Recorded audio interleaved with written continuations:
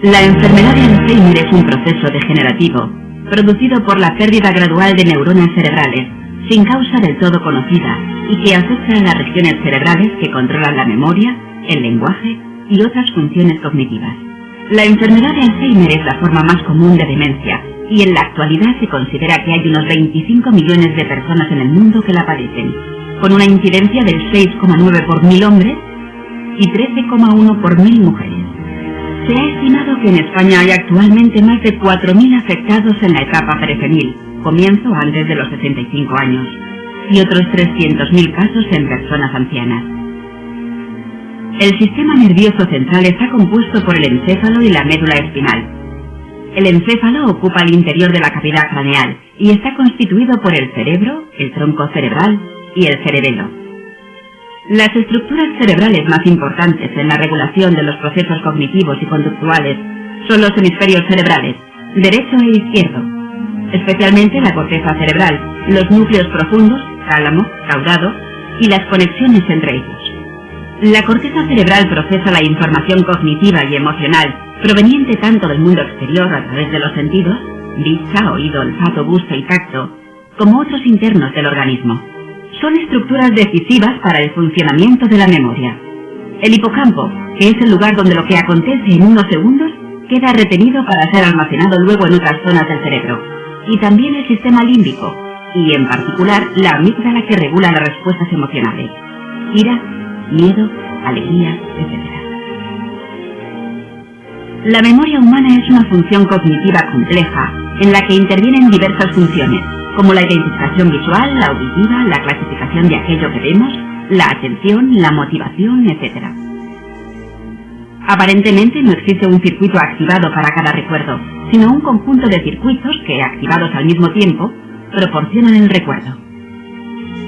La enfermedad de Alzheimer se asocia a una atrofia cerebral progresiva que afecta a múltiples regiones del cerebro.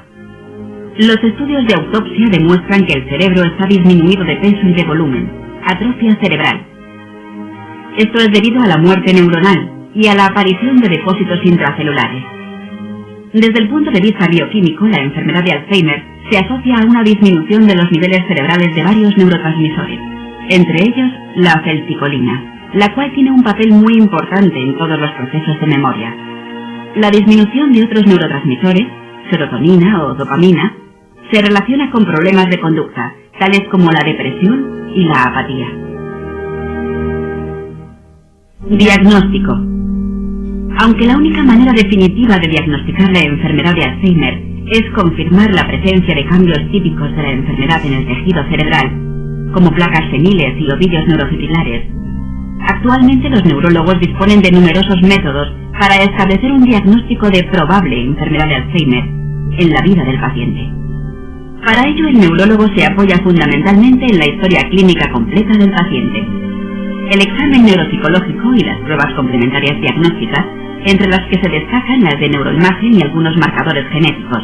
Para evaluar la situación cognitiva del paciente se utilizan tests como el Mini-Mental. Se ha de realizar un análisis de sangre para descartar déficits de vitaminas, infecciones o trastornos hormonales. Y las pruebas de neuroimagen, escáner o resonancia craneal. En la mayoría de los casos solo muestran una atrofia cerebral, pero son de gran utilidad para descartar la presencia de otras enfermedades neurológicas que pueden producir síntomas parecidos. Otras exploraciones, como el SPECT, pueden ser útiles en algunos pacientes para confirmar una sospecha de enfermedad de Alzheimer. Los factores de riesgo de la enfermedad de Alzheimer son de varios tipos.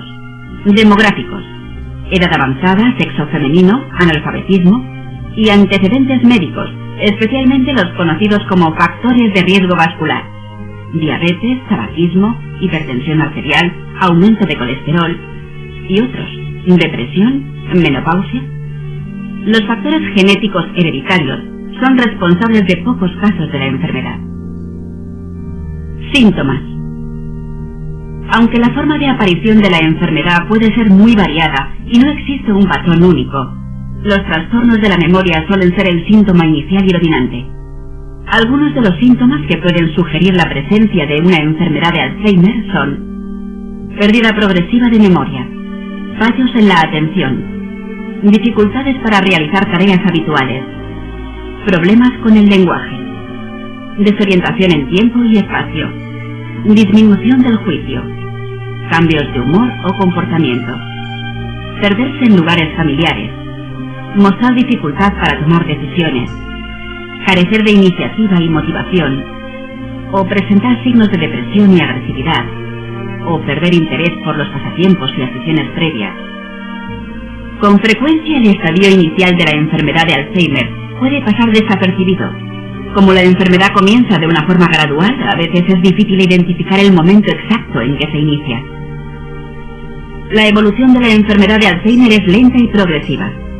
Comienza con ligeros problemas de memoria y de otras funciones, y termina con graves trastornos cognitivos, conductuales y dependencia absoluta del cuidado de otras personas.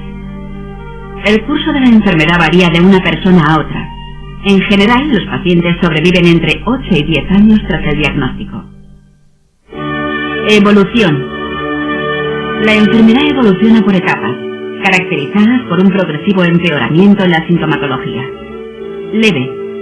En esta fase los síntomas son leves y el paciente puede valerse para las actividades básicas, aunque necesite cierta supervisión. Moderada.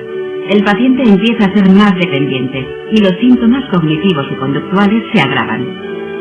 No puede estar solo y precisa ayuda para la higiene personal y en la casa.